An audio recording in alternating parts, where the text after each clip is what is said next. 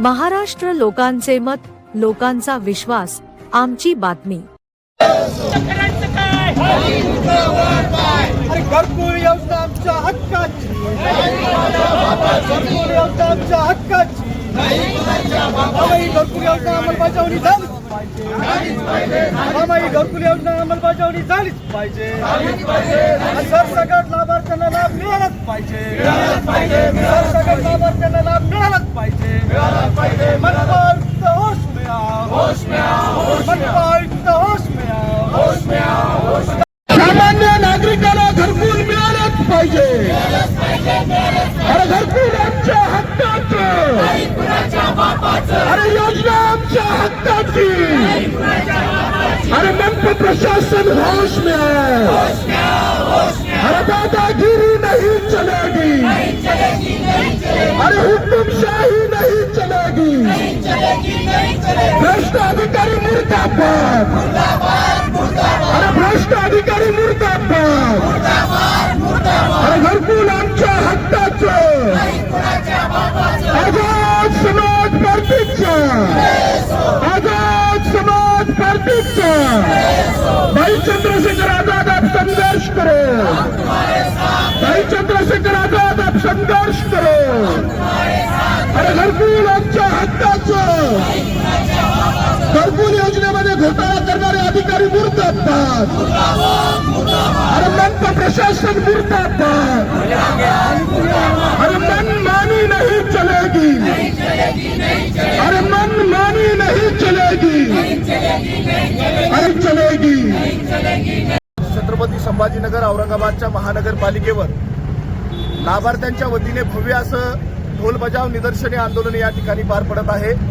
या आंदोलनाची मुख्य मागणी अशी आहे की रमाई घरकुल योजनेमध्ये गेल्या 2 वर्षापासून जो अंधाधुंदी कारभार चालू आहे, हा कारभार इथल्या भ्रष्ट अधिकाऱ्यांच्या वरद हस्ताने चालू आहे आणि या भ्रष्ट अधिकाऱ्यांच्या वरद हस्तामुळे या ठिकाणच्या सामान्य नागरिकांना गेल्या 2 वर्षापासून एकही नवीन घरकुल मिळालेलं नाही, एकाही सामान्य नागरिकाला नवीन घरकुलची काम करण्यासाठी नोटीस दिलेली नाही।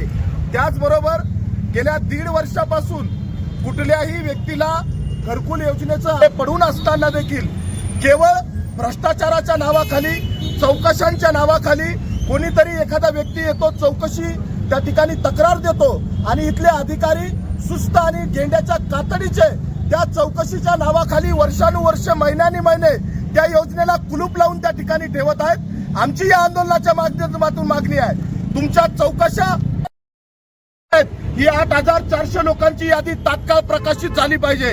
त्या यादीमध्ये सामान्य नागरिकांचे नावं आहेत। गेल्या 2 वर्षापासून तुम्ही 3 याद्या बनवल्या आणि 3 याद्या रद्द केल्या।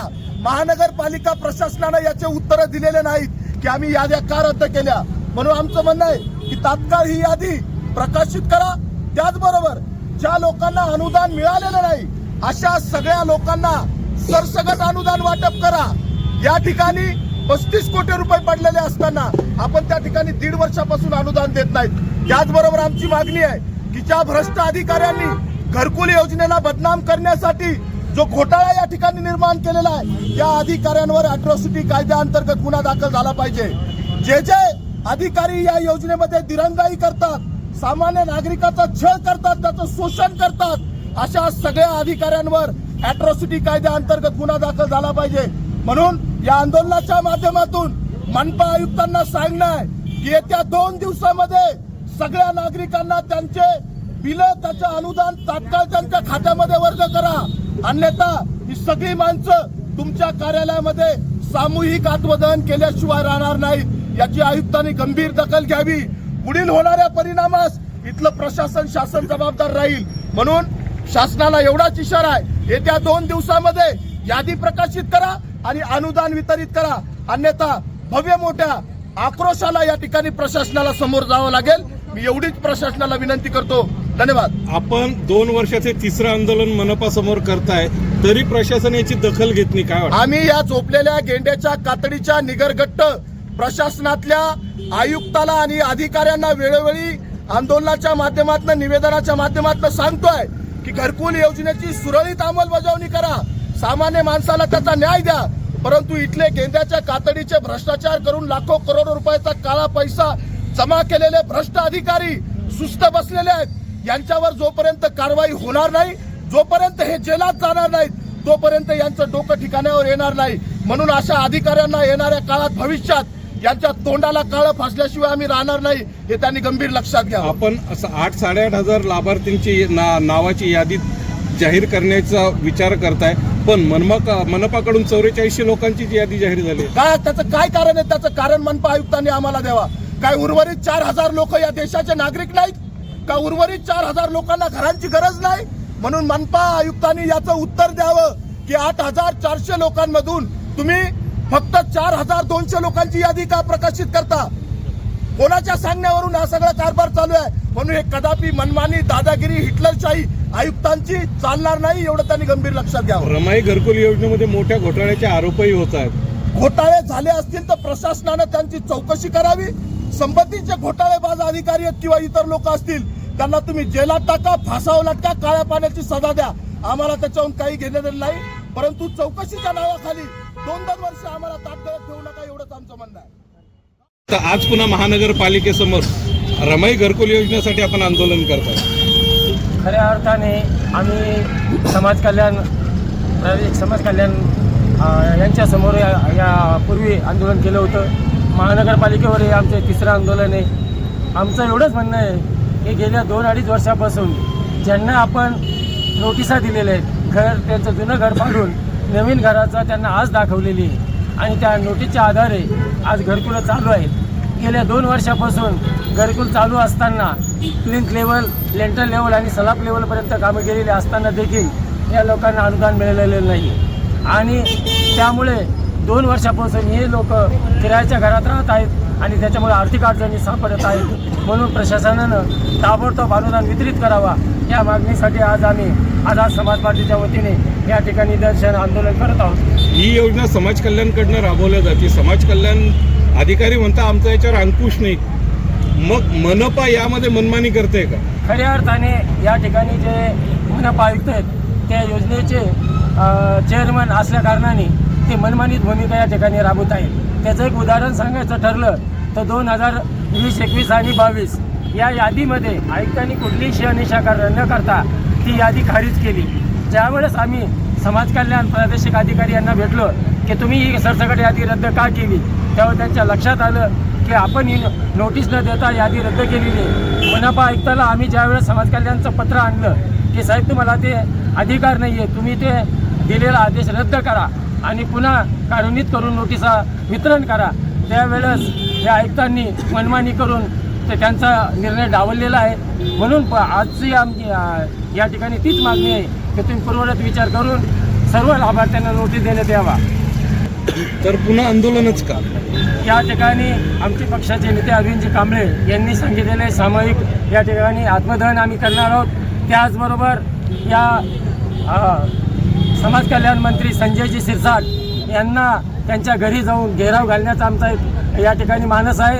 थोड्याच दिवसामध्ये आम्ही त्यांच्या घरी जाऊन आम्हाला बंगला नको बाबा, फक्त घर पाहिजे अशा पद्धतीचं आंदोलन संजय शिरसाटच्या घरावर आम्ही करणार आहोत.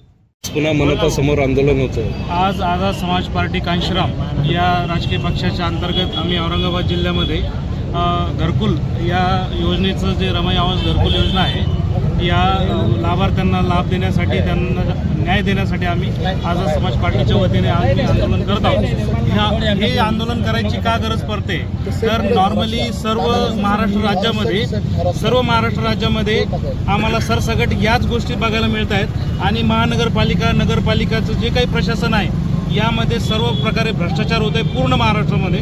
आमची अशी भविष्यामध्ये मागणी असणारच आहे की महाराष्ट्र राज्याने, सामाजिक न्याय विभागाने ही जी यंत्रणा, जी आता महानगरपालिका ही ऑपरेटिव्ह यंत्रणा आहे आणि याला ऑपरेट करण्यासाठी ही योजना दिलेली होती, परंतु हे योग्य पद्धतीनं ती योजना राबवल्या जात नसल्या कारणाने आम्ही ही योजना सिडको किंवा म्हाडाच्या वतीनं सुद्धा राबवण्यात यावी अशी मागणी करणार आहोत. यांच्याकडून ही योजना काढून घेण्यात यावी आणि सिडकोच्या किंवा म्हाडाच्या वतीनं ही योजना राबवता येईल यासाठी आम्ही पुढची रूपरेषा आखतो.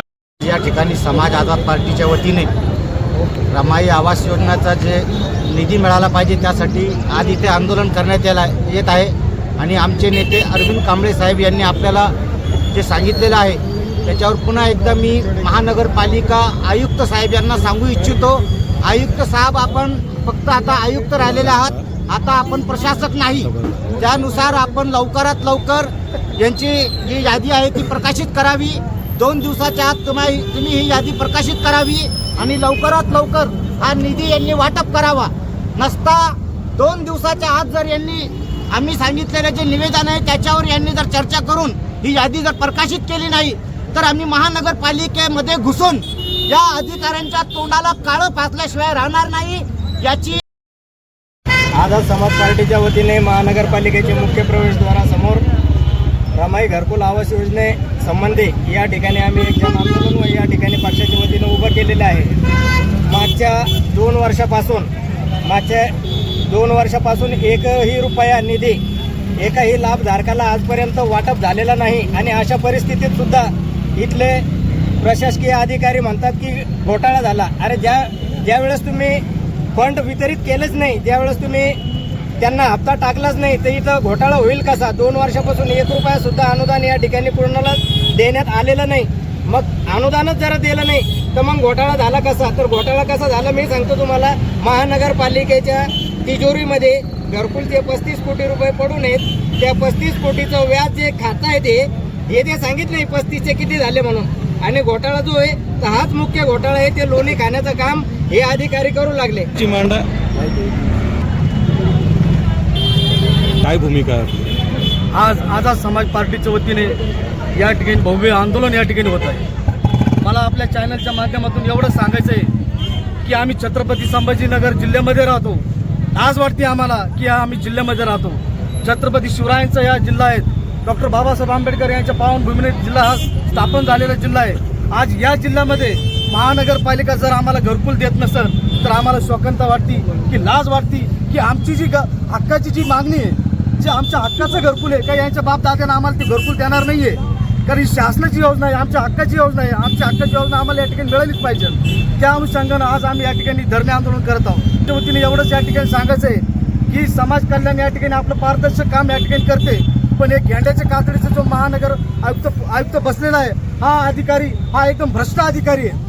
या ठिकाणी भ्रष्ट अधिकाऱ्यांनी फक्त या ठिकाणी जे घोटाळे झाले ते यांचं उचकायचं काम या ठिकाणी चालू आहे. पण जो खरा लाभार्थी आहे शहरामध्ये जिल्ह्यामध्ये खरा लाभार्थ्याला या ठिकाणी घरकुल देण्याचं काम या ठिकाणी करत नाही.